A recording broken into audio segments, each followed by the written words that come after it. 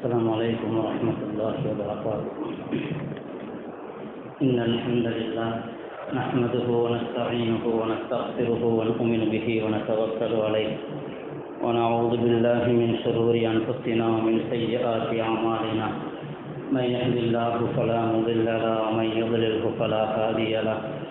ونشهد أن لا إله إلا الله وحده لا شريك له ونشهد أن محمدا عبده ورسوله. وصلى الله وسلم على سيدنا محمد وعلى آله وأصحابه وأزواجه وأهل بيته وذرياته وأتباعه أجمعين، أما بعد. فقد قال الله تعالى في القرآن العظيم والفرقان المجيد: أعوذ بالله من الشيطان الرجيم. بسم الله الرحمن الرحيم. ولا يجرمنكم شنآن قوم على ألا تعدلوا يعدلوا هو أقرب للتقوى واتقوا الله إن الله خبير بما تعملون. صدق الله العظيم.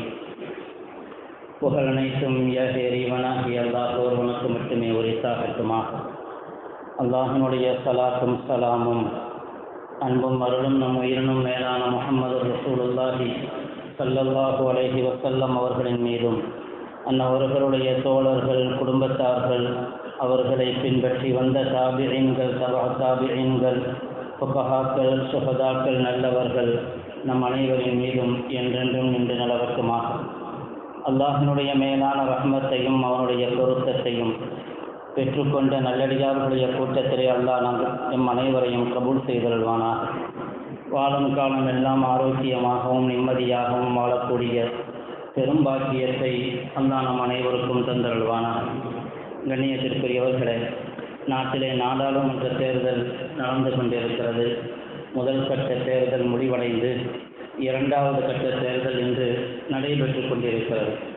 முதல் கட்ட தேர்தல் நடந்து முடிந்த பிறகு நாட்டினுடைய பிரச்சார களம் மிகவும் சூடு பிடிக்க தொடங்கியது.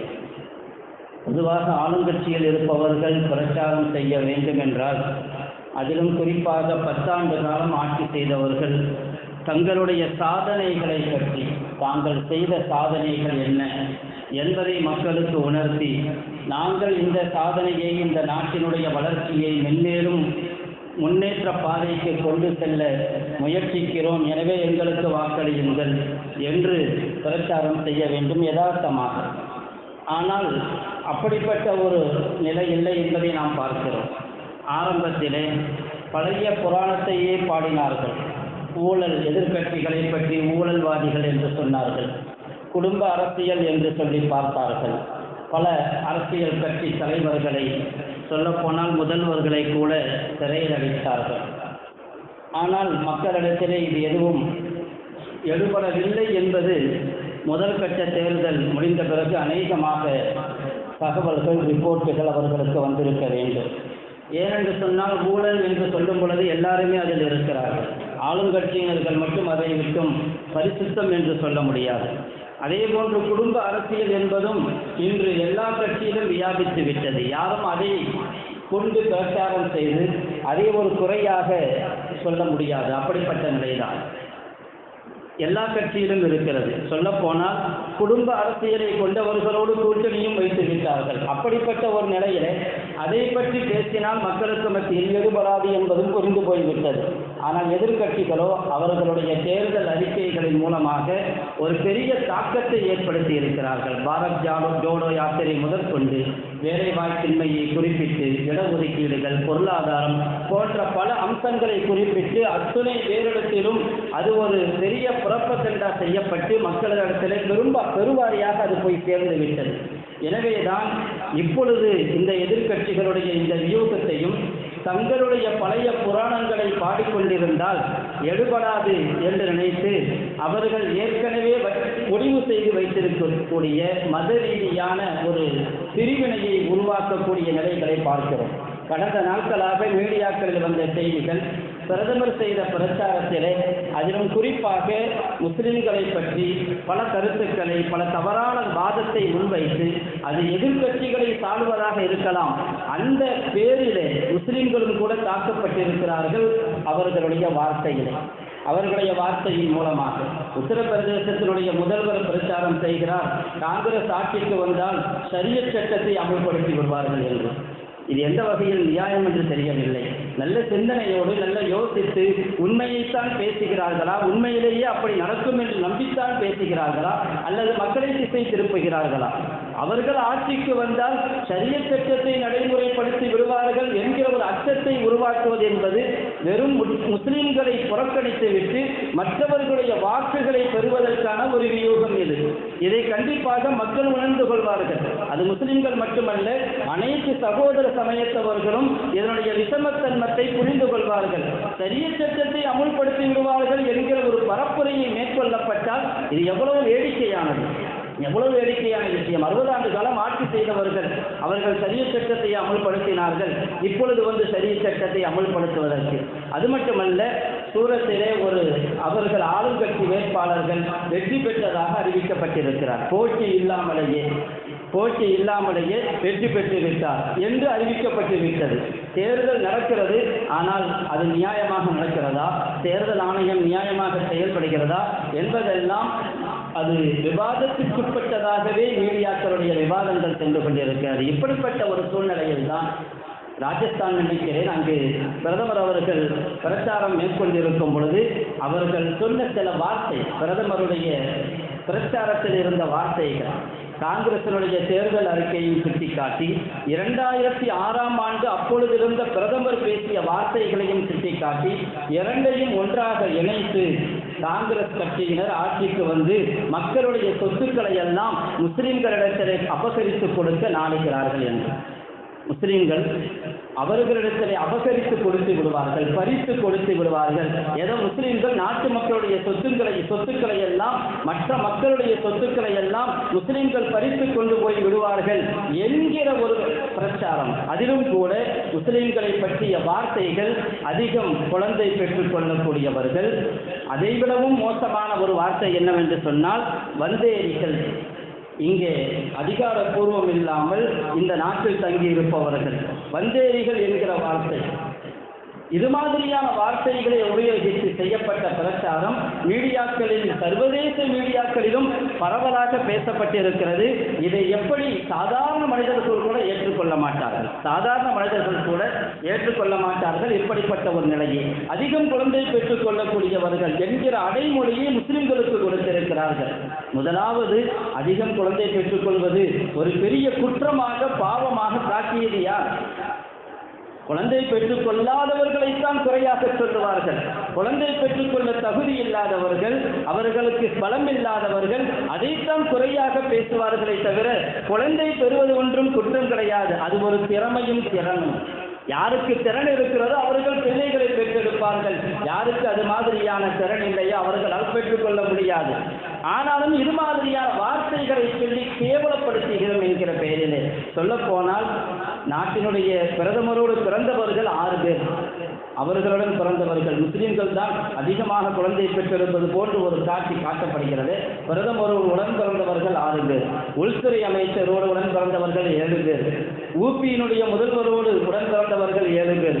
இப்படியெல்லாம் எண்ணிக்கைகளை நீங்கள் நாட்டிலே பரவலாக தலைவர்களை கணக்கிட்டு பார்த்தால் அது வேறு விஷயம். இன்னும் சொல்ல போனால், முஸ்லிம்களுடைய தற்போதைய குழந்தை பிறப்பு விகிதம் மற்றவர்களை விட பெரிதாக ஒன்றும் உயர்ந்திருக்கவும் இல்லை. அப்படி ஒன்றும் பெரிதாக அவர்களுடைய வேலையே குழந்தை பெறுவதுதான் என்பது போன்று சித்தரித்து காட்டப்படுகிறது. இது மீடியாக்களில் பரவலாக அதை ஒரு கேவலமாக சித்தரிக்கப்படுகிறது. அப்படிப்பட்ட ஒரு வார்த்தை. அது மட்டுமல்ல, நாட்டு மக்களுடைய சொத்துக்களை பறித்து அப்படின்னு சொல்லும் பொழுது அவர்கள் உபயோகித்த வார்த்தைகள் மிக கடுமையான வார்த்தை. பெண்களுடைய தாலியையும் கூட பறித்து கொடுத்து விடுவார்கள் முஸ்லிம்களிடத்தில். மங்கள் சூத்திரா அப்படிங்கிற வார்த்தையை உபயோகிக்கப்பட்டிருக்கிறது. மாங்கல்யம் அப்படி, அதாவது அவர்களுடைய தாலியையும் கூட பறித்து கொடுத்து விடுவார்கள் முஸ்லிம்களிடத்தில். என முஸ்லிம்கள் அதற்காக எழுதி கொண்டிருக்கிறார்கள். சகோதர சமயத்தவர்களுக்கு நாங்கள் ஒரு விஷயத்தை, ஒரு செய்தியை தெளிவாக சொல்லிக் கொள்ள விரும்புகிறோம். இதுவெல்லாம் தேவையில்லாமல் முஸ்லிம்களுக்கும் மற்றவர்களுக்கும் மத்தியிலே ஒரு பிரிவினை பிரிவினைவாதத்தை உருவாக்குவதற்காக, வெறுப்புணர்வை உருவாக்குவதற்காக செய்யப்படுகிற பிரச்சாரம். இஸ்லாமும் முஸ்லிம்களும் அப்படிப்பட்ட சிந்தனை கொண்டவர்கள் அல்ல. யார் பரிசு கொடுத்தாலும் ஏற்றுக்கொள்ளக்கூடியவர்கள் அல்ல. இஸ்லாம் தெளிவாக சொல்லுகிறது, குர்ஆன் தெளிவாக சொல்லுகிறது, யா அய்யுஹல் லதீன ஆமனு லா தஅகுலு அம்வாலக்கும் பைனக்கும் பில் பாத்தில். ஈமான் கொண்டவர்களே, உங்களுக்கு மத்தியில் அடுத்தவர்களுடைய சொத்துக்களை அநியாயமாக சாப்பிடாதீர்கள். பரிசு கொடுத்தாலும் கூட வாங்க தயார் இல்லாதவர்கள் முஸ்லிம்கள். ஸல்லல்லாஹு அலைஹி வஸல்லம் சொன்னார்கள், லா யஹில்லு மாலும் ரிஇன் இல்லா பிஸைபி நஃப்ஸின் மின்ஹு. யாருடைய சொத்தும் அவருடைய முழு மன திருப்தியின்றி உங்களுக்கு ஹலால் ஆகாது என்று. யாருடைய சொத்தும் அவருடைய முழு மன திருப்தியின்றி அது ஹலால் ஆகாது. அவராக பிரியப்பட்டு கொடுக்காமலே தவிர அதை நீங்கள் அபகரித்துக் கொள்ள முடியாது. இஸ்லாம் கட்டளையிடுகிறது, செல்வந்தர்களுக்கு நீங்கள் ஜக்காத்தை கொடுங்கள், தர்மத்தை கொடுங்கள். அப்படித்தான் கட்டளையிடுகிறதே தவிர அடுத்தவர்களை சொத்துக்களை அபகரித்துக் கொள்வதற்கோ அல்லது யாராவது அபகரித்து கொடுத்தால் அதை வாங்கி அதை அனுபவித்து வாழ்வதற்கோ முஸ்லிம்கள் அப்படிப்பட்ட ஒரு நிலையில் இருக்கவும் இல்லை, அப்படி பேசப்படவும் இல்லை. ஆனால் இன்று அப்படியான ஒரு செய்தி இஸ்லாம் எந்த அளவுக்கு சொல்லுகிறது என்று சொன்னால், ஒருவர் இறந்து போய்விட்டால் கூட அதை பொது சொத்தாக ஆக்க வேண்டும் என்று சொல்லவில்லை. யார் வேண்டாலும் எடுத்துட்டு போய்க்கலாம். ஒருத்தர் இறந்து போய்விட்டார், அவருடைய சொத்து இல்லையே, அவர் சொத்து இருக்குது, அவர் இல்லை, சொத்தின் உடைமையாளர் இறந்து போய்விட்டார், அதனால் யார் வேண்டுமானாலும் சொத்துக்களை எடுத்துக்கொள்ளலாம் என்கிற ஒரு நிலைப்பாட்டில் இல்லை இஸ்லாம். அவருடைய வாரிசுகளுக்குத்தான் அது போய் சேர வேண்டும். மற்றவர்கள் அதை எடுத்துக்கொள்ள முடியாது. வாரிசுகளுக்கு போய் சேர வேண்டும். அது மற்றவர்கள் அதை அபகரித்துக் கொள்ள முடியாது.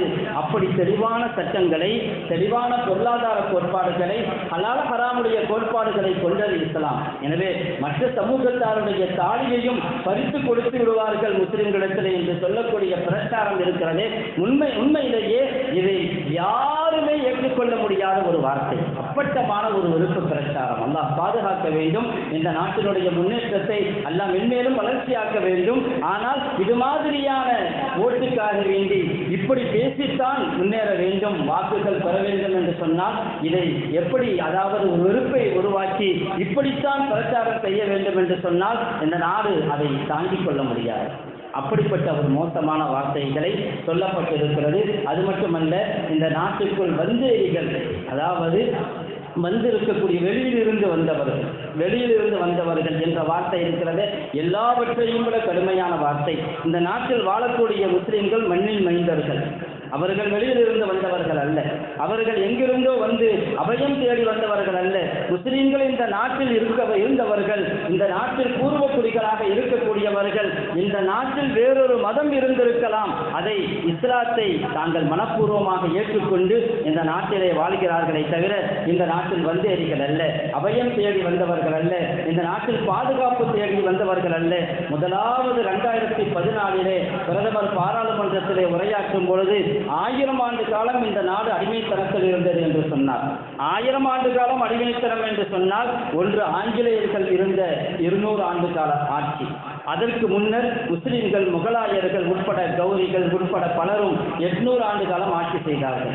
முகலாயர்களும் கௌரிகளும் முஸ்லிம் மன்னர்களும் இந்தியாவை ஆட்சி செய்த காலத்தை அடிமைத்தனமான ஆட்சி என்று சொல்ல முடியாது. காலனி ஆதிக்கம் அவர்கள் செய்யவில்லை. ரெண்டுக்கும் மத்தியிலான வித்தியாசத்தை புரிந்து கொள்ள வேண்டும். ஆங்கிலேயர்கள் இஸ்லாத்தை ஆண்டதற்கும் முஸ்லிம்கள் ஆங்கிலேயர்கள் இந்தியாவை ஆண்டதற்கும் முஸ்லிம்கள் இந்தியாவை ஆண்டதற்கும் மத்தியிலே பெரிய வித்தியாசம் உண்டு. ஆங்கிலேயன் பிரிட்டிஷில் இருந்து இங்கு ஆட்சி செய்தான், காலனி ஆதிக்கம் செய்தான். இங்கு அவன் சுரண்டிக் கொண்டு தன்னுடைய இந்தியாவினுடைய நாட்டினுடைய வளங்களை எல்லாம் அவன் அபகரித்துக் கொண்டு எடுத்துச் சென்றான், தன்னுடைய நாட்டுக்கு எடுத்துச் சென்றான், காலனி ஆதிக்கம் புரிந்தான், இங்குள்ளவர்களை அடக்கி வைத்திருந்தான். ஆனால் இஸ்லாமியர்கள் 800 ஆட்சி காலம் இங்கு ஆட்சி செய்தார்கள் என்றால் அவர்கள் ஏதோ தங்களுடைய நாட்டில் வேறு எங்கோ இருந்து கொண்டு இங்கிருந்து சொத்துக்களை அபகரித்து செல்லவில்லை.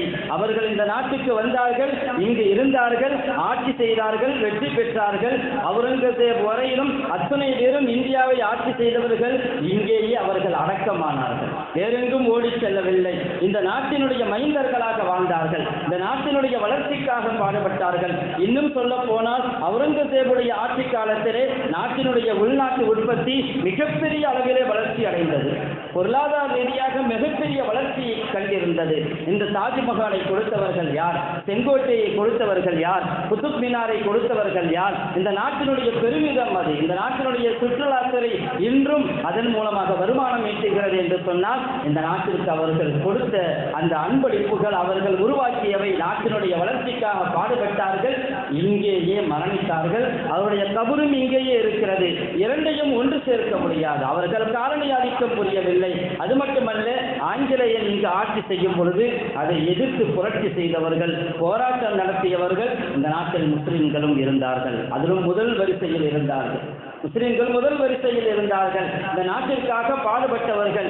இந்தியாவினுடைய முன்னேற்ற வரலாற்றை, இந்தியாவினுடைய வளர்ச்சி வரலாற்றை எழுத வேண்டும் என்று சொன்னால் முஸ்லிம்கள் இல்லாமல் எழுத முடியாது. முஸ்லிம்களை அகற்றிவிட்டு இஸ்லாத்தினுடைய வெற்றி வரலாற்றை எழுத முடியாது. இதை அத்தனை பேரும் ஏற்றுக்கொள்வார்கள். மகாத்மா காந்தி, அவருடைய அசல் பெயர் என்ன? மகாத்மா என்கிற பட்டத்தை கொடுத்தவர்கள் யார்? மகாத்மா காந்தி என்று சொல்கிறோம், காந்திஜி என்று சொல்கிறோம். அவருடைய மோகன்தாஸ் கரம்சந்த் காந்தி என்கிற பெயர். அந்த பெயர் மகாத்மாவாக ஆனது எப்படி? அந்த பட்டத்தை கொடுத்தவர்கள் யார்? முஸ்லிம்கள் இல்லையா? வரலாறு சொல்லும். மஹமூத் அல் ஹசன் ஷேகுல் ஹிந்த் ரஹிமஹுல்லா அவர்கள் மால்டா சிறையில் ஏறத்தாழ 4 ஆண்டு காலம் ஆங்கிலேயன் சிறையில் அடைத்து வைத்திருந்தான். மௌலானா ஷேகுல் ஹிந்த் ரஹிமஹுல்லா அவர்கள் விடுதலை பெற்று வந்தார்கள். மும்பையிலே ஒரு பெரிய மாநாடு நடக்கிறது, ஒரு பெரிய கூட்டம் நடக்கிறது. அங்கே காந்தி அவர்களும் இருக்கிறார்கள். அவர்களை முதலாவதாக ஷேகுல் ஹிந்த் மஹமூத் அல் ஹசன் ரஹிமஹுல்லா அவர்கள் தான் பட்டப்பெயர் கொடுத்தார்கள். காந்தி அவர்கள் தங்களுடைய பெருமையின் காரணமாக, தங்களுடைய பெரும் பணியின் காரணமாக, இந்த நாட்டிற்காக அர்ப்பணிப்பின் காரணமாக அவர் ஒரு மகாத்மா என்று சொன்னார்கள். அன்றிலிருந்து மகாத்மா காந்தி என்று போற்றப்படுகிறார். மகாத்மா என்கிற பட்ட பெயரை கொடுத்தவர்களே முஸ்லிம்கள். முஸ்லிம்களை எப்படி வந்தேறிகள் என்று சொல்லி அவர்களை ஒதுக்கி வைக்க முடியும்? இந்த நாட்டினுடைய முன்னேற்றத்திற்காகவும் வளர்ச்சிக்காகவும் சுதந்திரத்திற்காகவும் பாடுபட்டவர்கள் என்ற வரலாறை சத்தியமாக மறைக்க முடியாது. வேறு வேறு வார்த்தைகள் சொல்லி முஸ்லிம்களை இந்த நாட்டினுடைய அடுத்த கட்ட பிரஜைகளாக காட்ட நினைக்கிறார்கள். சகோதர சமயத்தவர்களுக்கு சொல்லிக் கொள்வதுதான், யாரும் யாருடைய சொத்தையும் அபகரிக்க மாட்டார்கள். அதிலும் குறிப்பாக யாருடைய தாலியையும் அபகரித்துக் கொண்டு செல்ல மாட்டார்கள். யாருக்கு எதிராகவும் நிற்க மாட்டார்கள்.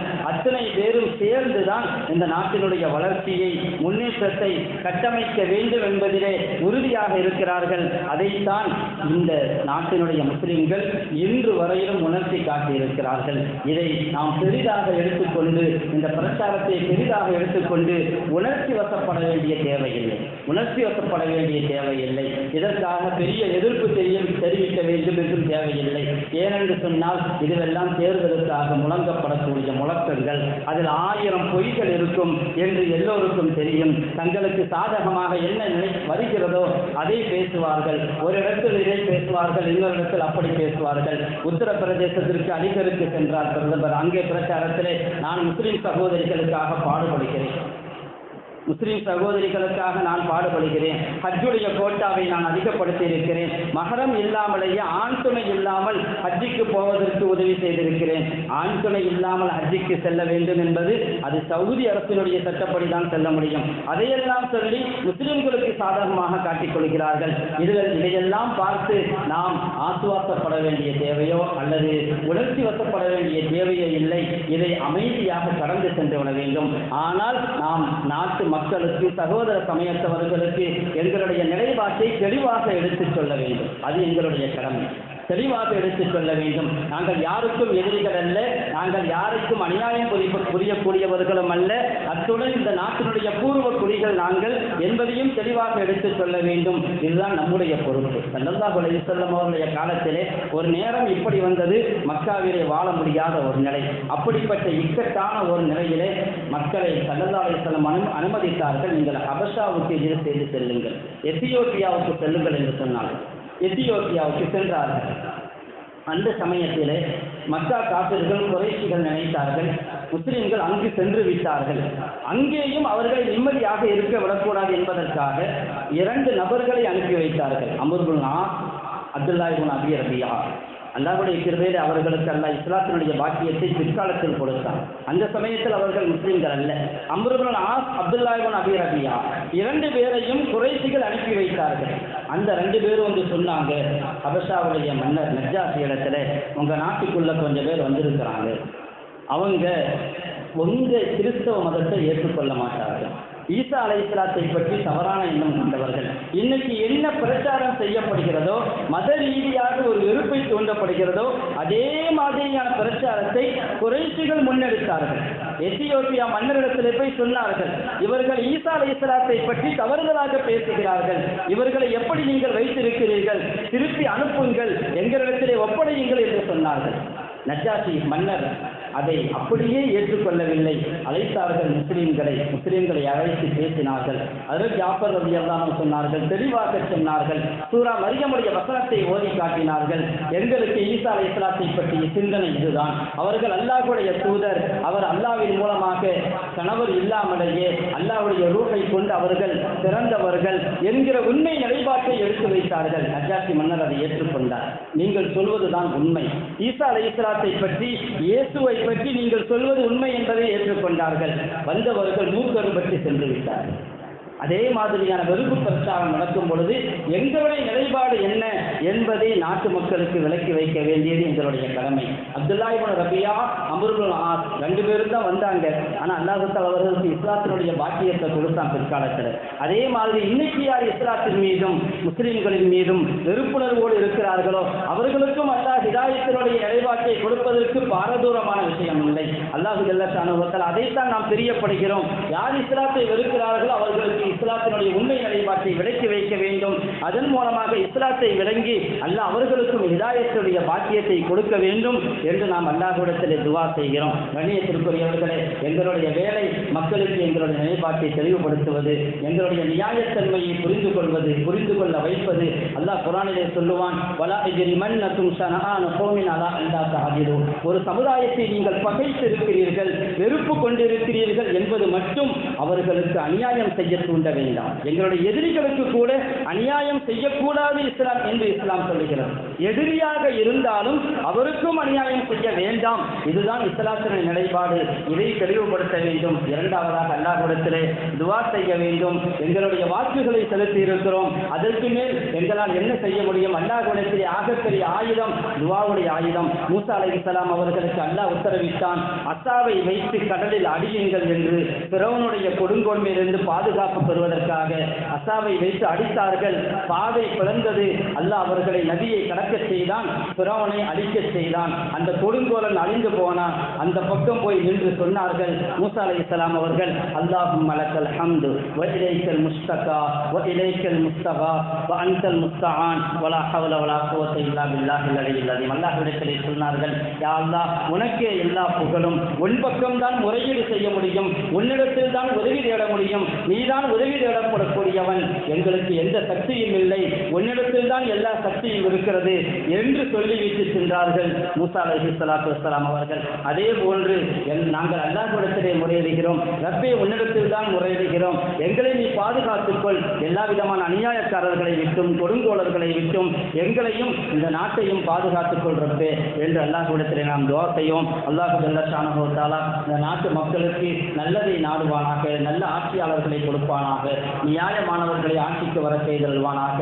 யார் எல்லோருக்கும் இஸ்லாத்தினுடைய உண்மைத்துவத்தை புரிந்து கொள்ள செய்வானாக. யார் எதிரிகளாக இருக்கிறார்களோ அவர்களுக்கும் அல்லாஹ் தஆலா இஸ்லாத்தினுடைய ஹிதாயத்தை நசீபை தௌஃபீக் செய்தல்வானாக. வாஹிரு தஅவானா அல்ஹம்துலில்லாஹி ரப்பில் ஆலமீன். அஸ்ஸலாமு அலைக்கும் வரஹ்மத்துல்லாஹி